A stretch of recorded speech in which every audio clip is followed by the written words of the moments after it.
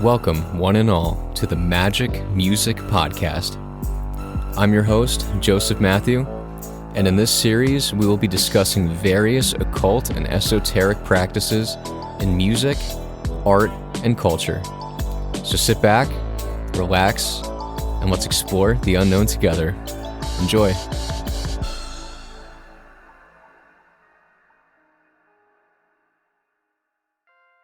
Welcome, guys, to episode number 8.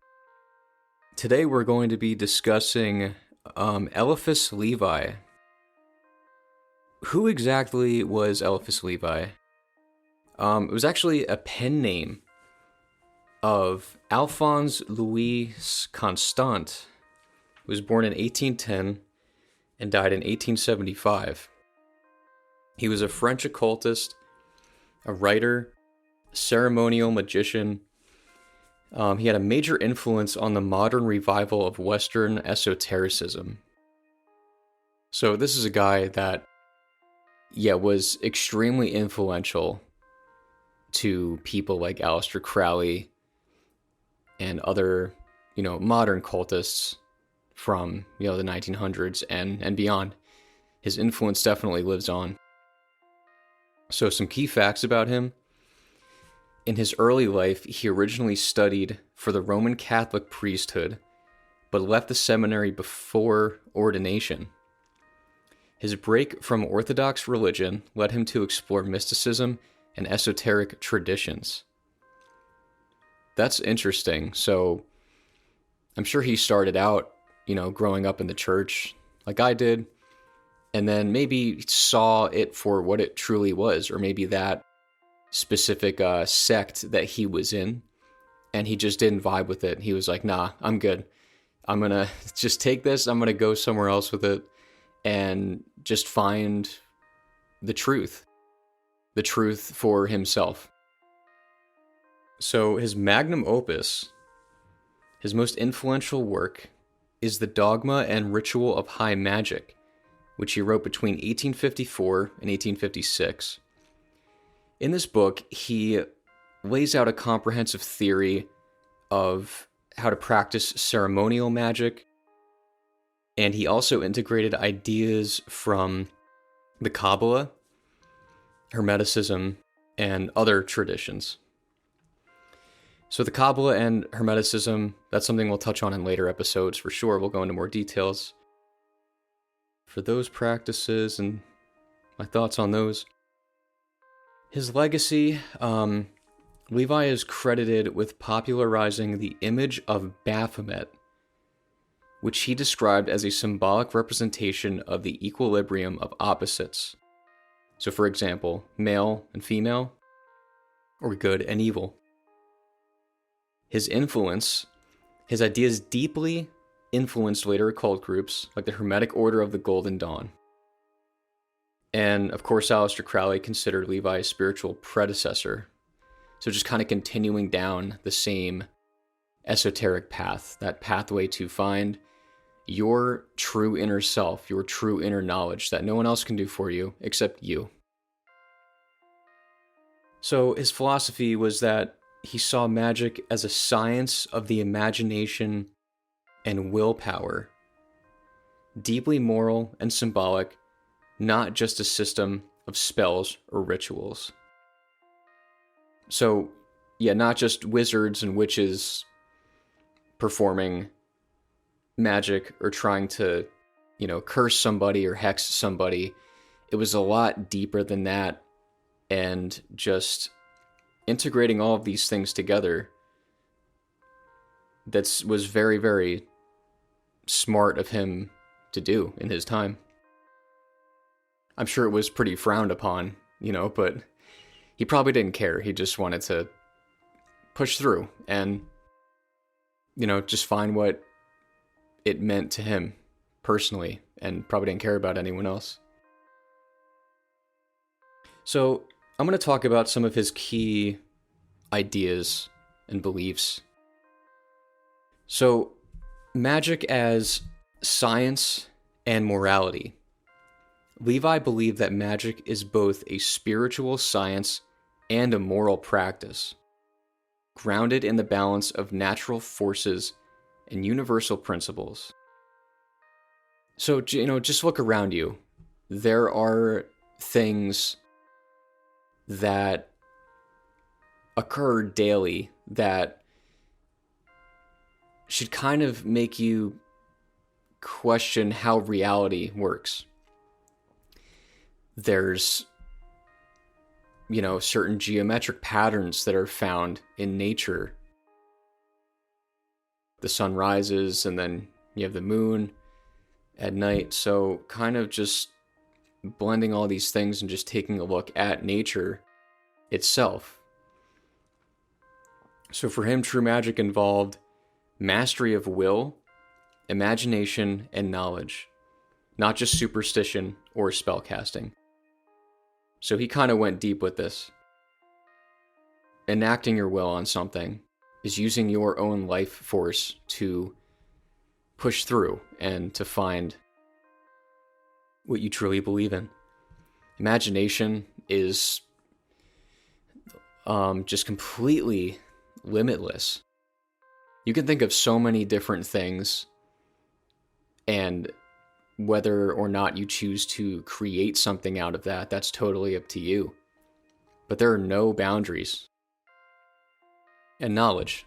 Knowledge is just necessary for, I think, becoming a stronger person, mentally and physically. You can strengthen your mind and strengthen your body with knowledge. The more you soak in and the more bullshit that you filter out, you can achieve very, very, very, very amazing things in life. The power of the will. He emphasized the human will as a divine force capable of shaping reality when properly focused and aligned with universal laws. Just taking that step, pushing yourself to do that thing you've always wanted to do. And you might fail many times, but if you pick yourself back up each time, you might have a different outcome at the end. Correspondences and symbolism. Levi promoted the idea of symbolic correspondences between the natural world, the human soul, and divine archetypes, drawing on Hermeticism, astrology, and Kabbalah. And so the Kabbalah, he integrated Jewish mysticism, especially the Sephirotic tree of life, into his magical system. Levi saw the Kabbalah as a universal key to unlocking hidden truths. I'm going to have a series that's just dedicated to that, because I'm actually reading a book right now. I believe I mentioned it in another episode previously, but it's called The Moon and Serpent Bumper Book of Magic by Alan Moore, who wrote The Watchmen, a graphic novel, and Swamp Thing, a bunch of other amazing comic books. So you have Alan Moore and then Steve Moore.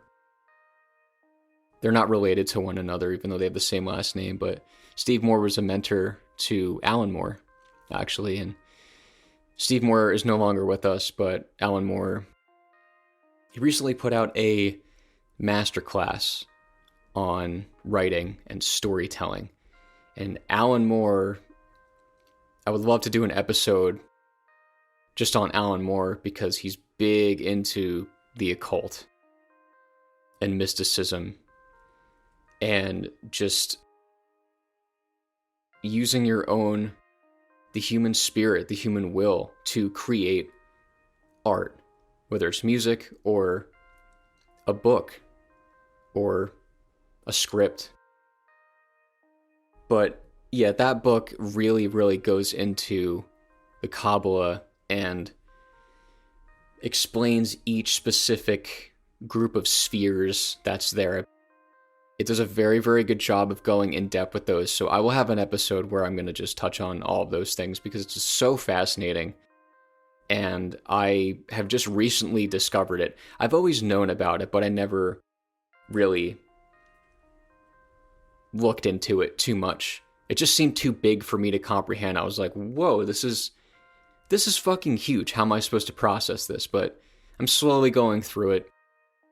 I think I'm on like the 8th or 9th sphere in the book, so I'm going to try to finish it and then, make an episode on it in the future. So, yeah, he utilized the Kabbalah.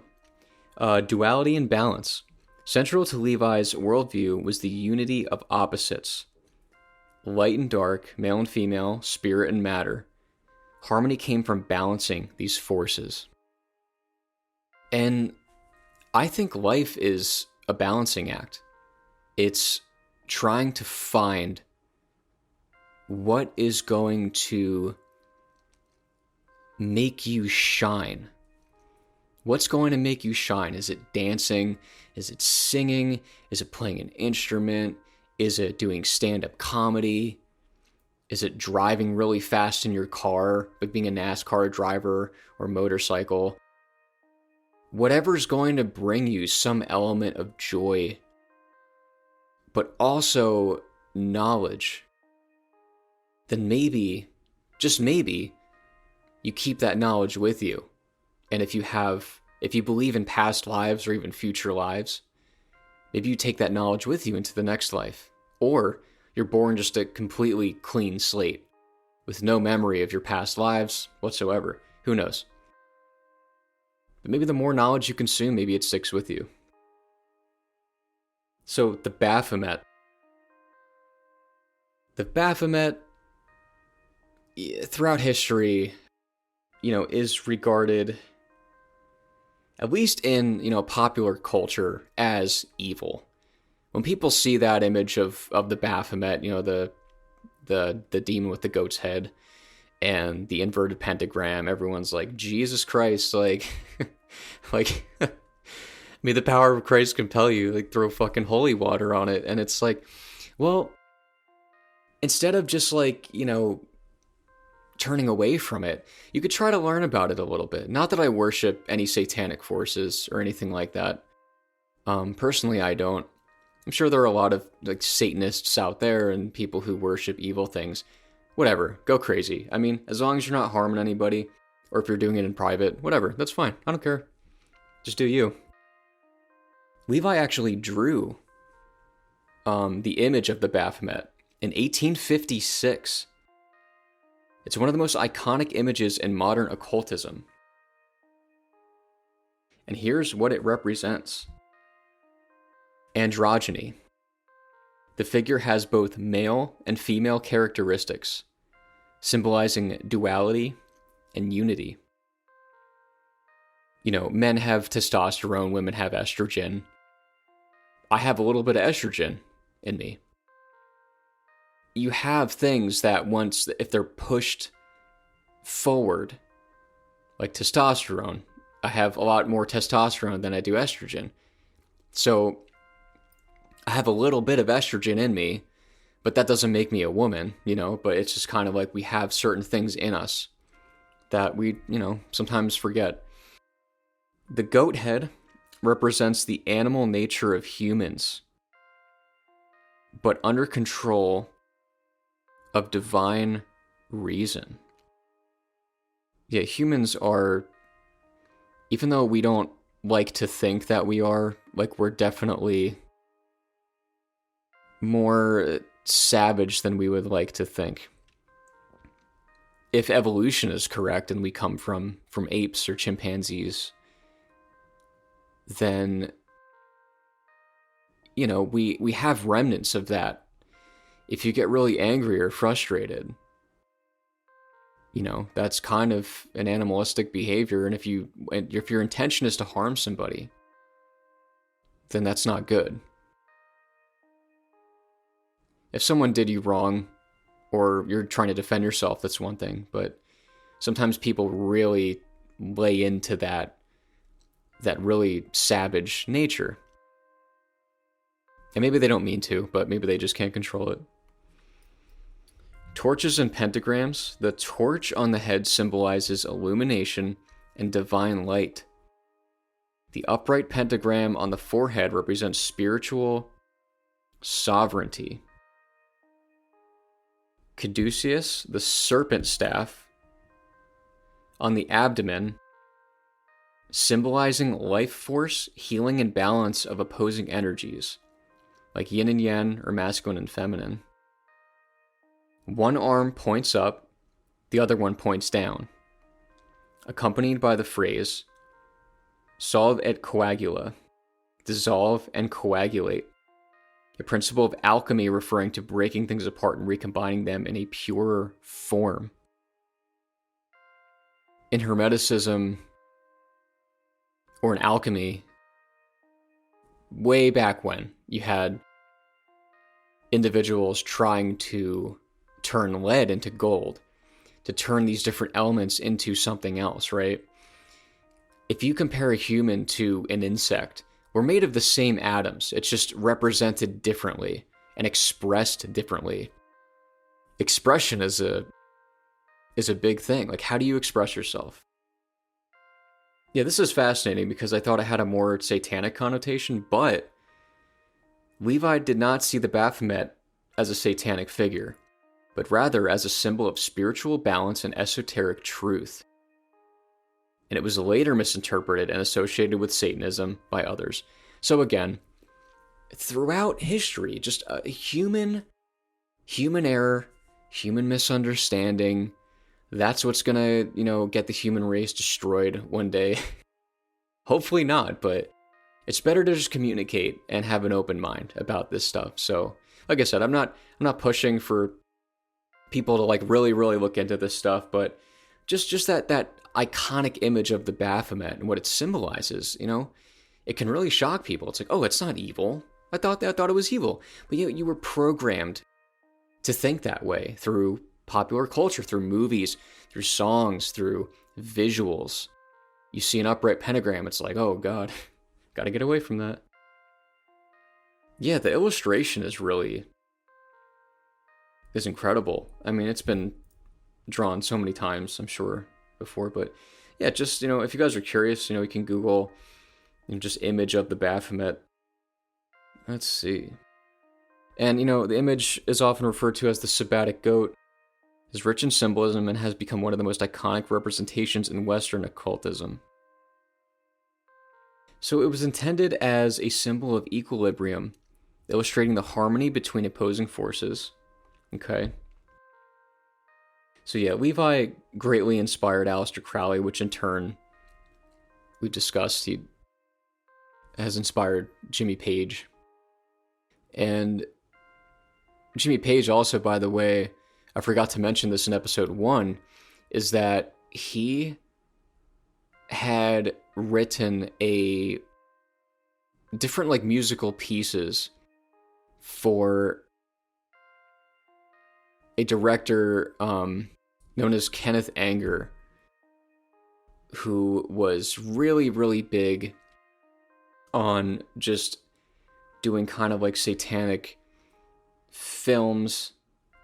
And yeah, just really, he had these weird sounds and synths and guitar parts. I think he called it Lucifer Rising. So, I mean, it was pretty clear that, he was going for something really dark and unsettling. And I believe he featured in the film at some point. I think he makes like a cameo appearance, which is pretty cool. Also, inspiring musicians as well. So to tie this in with music, David Bowie apparently referenced the Kabbalah and mysticism and in his song Quicksand. And he was known to read occult texts and explore esoteric themes. Now, to touch on this a little bit, Bowie had an album. His last album was called Black Star. And the title track, it's one of my favorite songs of his because there are a lot of esoteric themes in that song. If you're curious, just look up the lyrics. I mean, the way he paints this picture, and he died of cancer, so maybe he knew that he was going to die soon. He knew his own mortality, so he was like wrestling with all of these themes of life and death. And where do I go after this? What's next for me? Iron Maiden, Number of the Beast, draws on imagery from Crowley and occult traditions rooted in Levi's writings. And then you got, metal and occult rock. So black metal, doom. So bands like Behemoth, Coven, and Ghost, kind of take it to that dark edge, if you will. Marilyn Manson as well. He frequently used occult and esoteric symbolism in his persona and stage design. Though it was more pop culture driven, the roots trace back to Levi's Baphomet and ideas of moral inversion and spiritual rebellion. In his most famous work, he talks about the magician's role a little bit. And he states that the magician must be 1. Moral and disciplined, 2. Knowledgeable in natural and spiritual law, and 3. Capable of controlling the imagination and will. Magic can be dangerous if practiced without wisdom and ethics, and it can destroy as easily as it can create. So I just want to say this, is that if you are setting your orientation on anything that is going to harm somebody or, just fuck them over in some way, shape, or form to get what you want, I think it may backfire eventually. Maybe not, but I think that if you set your intention, you need to set your intention before you start practicing. And I've dabbled with ceremonial magic here and there. I actually have tarot cards, and I'm going to go through all the tarot cards with you guys. And I did a reading a couple months back, and it was, can't remember the actual cards off the top of my head. But the trajectory, I drew three separate cards. There's all different kinds of ways to play, but there's you can draw one card, you can draw 3 for past, present, and future, or I think you can draw multiple cards. Yeah, you can kind of just, freeform with it, just kind of experiment. It's fun. But when I drew those 3 cards, the trajectory was going upward. It was going from my past was not so great. Present, it's getting better, and future is going to be filled with just wonder and excitement and love and positivity. And that's what kind of inspired me, that reading, to start the Magic Music Podcast. I was like, okay, well, how can it get better than this? What if I start creating again? What if I start being truthful with myself? What if I just start speaking the truth? And then it resonates. Who knows? I mean, I'm just babbling to the ether right now, but that means the universe is listening. I mean, the universe is always listening to you. Whether that's dropping hints or synchronicities, or I keep seeing the number 726 for some reason. You know what? Hold on, let me look up. Let's see. What is the meaning of the number 726? Let's see what Google says. So the AI overview says the number 726 is often interpreted as an angel number, suggesting a message of prosperity, peace, and harmony. That's interesting. Seen as a positive sign, encouraging optimism and faith while also hinting at the power to create a balanced and fulfilling life. All right. In numerology, the individual digits also carry symbolic meaning. 7 is associated with spirituality and intuition, 2 with balance and harmony, and 6 with love, home, and family. That's crazy. That kind of describes what I'm about.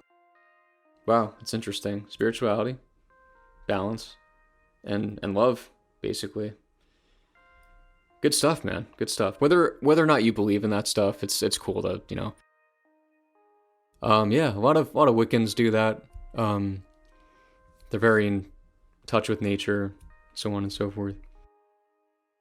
So to move on, ritual and ceremonial practice. The book includes outlines of rituals, symbols, tools, and magical alphabets. Levi believed in the power of ceremonial magic to invoke spiritual forces, for example, angels, planetary spirits, but warned against summoning demons irresponsibly. I've said this once, I'll say it again. If you open a door, you have to close it, man. Don't leave your front door wide open, because some guy's just going to walk into your house. And you don't know him. You don't know what he's going to do to you or your family. He might be nice, he might be a nice guy, or he might be the most evil motherfucker on the planet. So, again, you wouldn't leave your front door to your house open, or your back door, or any door or window for that matter, unless you live in a safe neighborhood, whatever. You open the window. Summertime, sweating your ass off, feel the cool breeze.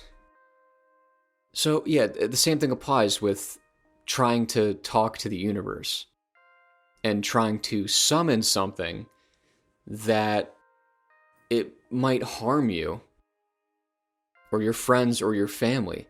You might want it to harm somebody else because they cut you off in traffic or they did something horrific to you. It's hard. It's hard to not react back. Like eye for an eye. Like, you hurt me, I'm going to hurt you. But I would advise against that. Just take a deep breath, sit back, and think. Just think before you act, because it can get you into a very, very bad situation very quickly. As above, so below. A central hermetic maxim in the book. What happens in the spiritual realm reflects and influences the material world and vice versa. Yeah, whatever you do, there's some intention behind it. Whether it's good or bad, whether there are angels and demons, or ghosts, aliens, what have you, we're connected to some divine plane. Like, if you think of your brain as maybe like an antenna to another place, it's like a receiver. It's a radio. It picks up on things. Like, what is, like, making me talk right now? Like, what is that will that I'm enacting? It's just kind of flowing through me. I don't really have a script. I just kind of go freeform. Yeah, like, where does that come from? Where does that drive come from? Does it come from the spiritual realm? Anything we do affects the spiritual realm, and the spiritual realm affects us. Even though we can't really see it or perceive it, it's probably there in some way, shape, or form. Solve et coagula. This alchemical phrase, dissolve and recombine, represents the constant spiritual process of breaking down impurities and rebuilding the self. It's as if you're at the gym and you're working out and you're on the chest press or something. You break down your muscle to have it grow back bigger and stronger. It has to rip, it has to tear, and then it just comes back together. That's life. The more active you are, the more sharper that you'll be mentally and physically. And this appears on the arms of Levi's Baphomet and symbolizes personal transformation. Every day you're transforming. Like, every single day you are becoming someone else. I don't really want to be my past self. Would I want to go back, 10 years? I'm probably not. Would I want to go forward 10 years? Probably not. I'm kind of content where I am now. I just focus on the present moment as of right now. So the astral light, a mysterious force akin to the modern idea of an energy field or collective unconscious, which we've discussed with Carl Jung. So even he, before Carl Jung, was thinking about this. Levi claimed it was the medium through which magical operations take effect. Spiritual ether binding everything. Maybe dreams. This idea of this dream world, this fantasy world that we just have trouble perceiving in our waking lives. We only have 7 senses, right? So just imagine if you could perceive these other realms and see all of these beings that may or may not be there. It's a wild thought. It really is. Just to touch on this a little bit, we mentioned this in the beginning, but Levi clashed between orthodoxy and esotericism. There was this internal struggle within him that he probably just needed to get something out. Maybe he was living a lie. Maybe he was forced into something that he didn't want to do. Being drawn to mysticism and philosophy and political reform, those things, at least in his time, were seen as incompatible with the church teachings. They didn't want to even talk about that stuff. It wasn't open to discussion. It was like, this is our way, which is fine if you want to be a part of that group and you want to go down that path into priesthood. There's nothing wrong with that. But he just didn't vibe with it, apparently. He sympathized with socialist and utopian ideals, advocating for social justice, equality, and the reform of religious institutions. So maybe he thought that they had too much control or too much power. And, equality, since he believed that as above, so below, things need balance, so do men and women. I think it's great that women have the opportunity to work now, to contribute to society, not just be like mothers and stay home. Some of them want to, and that's amazing. My wife always wanted to be a stay-at-home mother. And it's tough when you live in a state where it's so expensive to live. And this is the economy right now. It's tough, So women really have it hard, but so do men.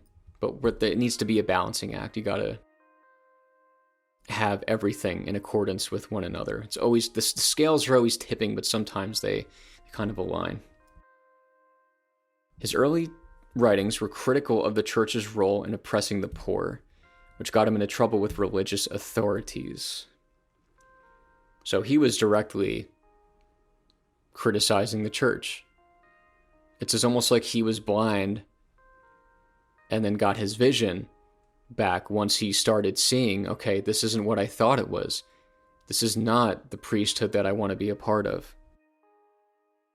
So yeah, they definitely, when you criticize an institution, they're going to come after you in some way, shape, or form.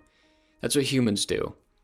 They try to, attack and maybe blackmail you sometimes. It just depends if they're that evil enough and that they care that much about protecting what they believe and what only they believe and no one else. So Levi came to believe that all religions contain fragments of a universal truth, which could be synthesized through magic, symbolism, and esotericism. I think that religions, they do hint at some things that the occult touches on, even though they're kind of in separate categories. The occult is not a religion, per se. It's a practice. It's like a way of life. It's, theories. Like certain religions are like dead set. Okay, this is what happened. Jesus rose from the grave on the third day. Like some people take this stuff like literally, and that's fine. But some people believe that, the Bible is like a big storybook. But again, who knows? I didn't live in that time. And the Catholic Church regarded this syncretic view as heretical. Yeah, he was definitely blacklisted from the church. So, and maybe that was for the best. Maybe that's what he needed. Maybe he needed to get a little taste of his own, his own lies that he believed, which set him on that path to a higher truth for himself. So the Kabbalah, Hermeticism, and the Tarot can all be ancient keys to divine knowledge and not evil. So let's just get that out of the vocabulary. It's not evil. It can be used for good stuff. And the church condemned magic and occultism as satanic, which was probably, a common thing of like, oh, this is the opposite of what we believe, so that must be evil. And now it's just another way of looking at it. So he likely felt that remaining in the church would force him to suppress his beliefs and intellectual curiosity. So he probably felt stifled there, couldn't be himself.